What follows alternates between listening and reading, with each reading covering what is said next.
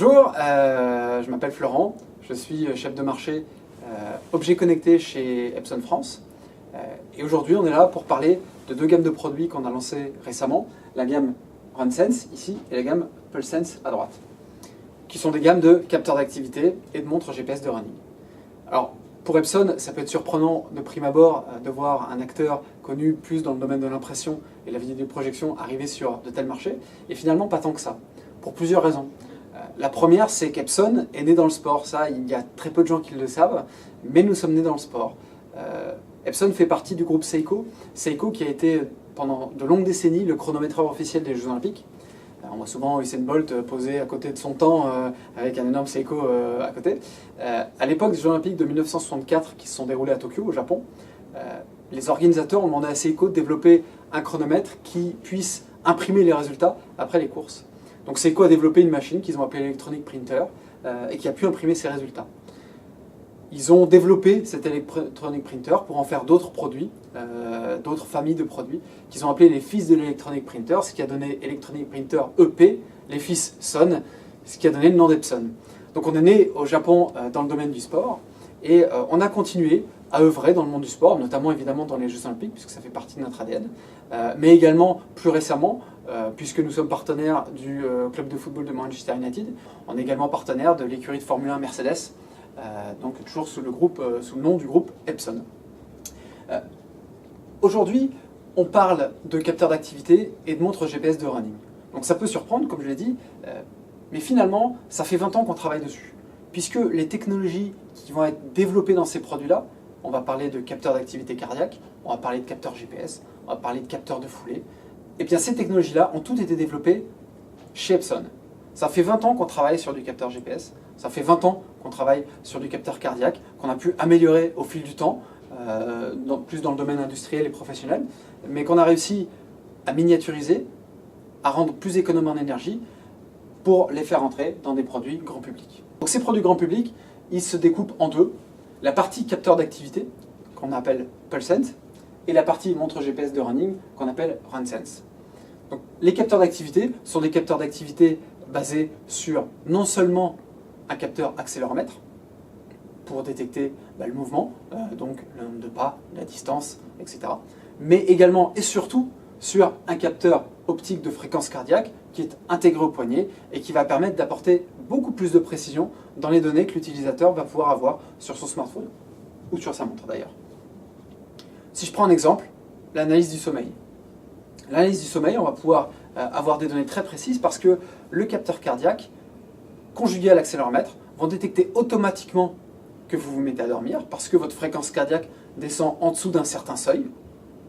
Pendant le sommeil, va pouvoir repérer les phases de sommeil profond, les phases de sommeil léger, encore une fois liées à votre mouvement mais aussi à votre fréquence cardiaque, et vous allez même pouvoir déclencher une alarme pour que le bracelet vous réveille au moment où vous êtes dans un cycle de sommeil léger, puisqu'il sera de toute manière plus bénéfique de vous réveiller un petit peu avant dans un cycle de sommeil léger, plutôt qu'un peu après dans un cycle de sommeil profond. Voilà ce genre de technologie qu'on va pouvoir retrouver dans PulseSense. Donc nombre de pas, distance, calories, sommeil, exercice, etc. etc. Sur la partie montre GPS, on va avoir des capteurs évidemment GPS pour courir, on va avoir des capteurs de foulée, on va avoir des capteurs cardiaques, et puis après toutes les fonctionnalités qu'on peut demander à une montre GPS, à savoir la distance à laquelle je cours, le parcours que j'ai effectué, si je veux me faire un entraînement de fractionné, si je veux me faire un entraînement de temps autour, mon allure, le nombre de pas, le nombre de calories que j'ai brûlées, la longueur de ma foulée, la fréquence de ma foulée, la cadence de ma foulée, etc., etc., etc.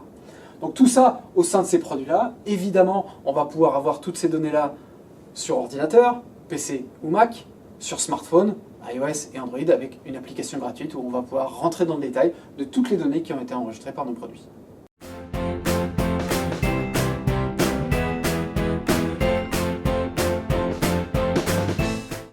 Donc vous avez devant vous la SF810, produit montre GPS de running de chez Epson, qui intègre des capteurs GPS, un capteur de foulée et au dos, le capteur cardiaque, ce qui permet de se passer des ceintures thoraciques.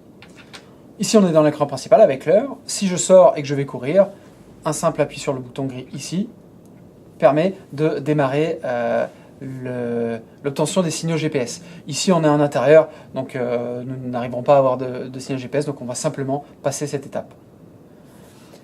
Et me voici sur le premier écran de données. Alors ici, on a la distance, le chronomètre et la vitesse.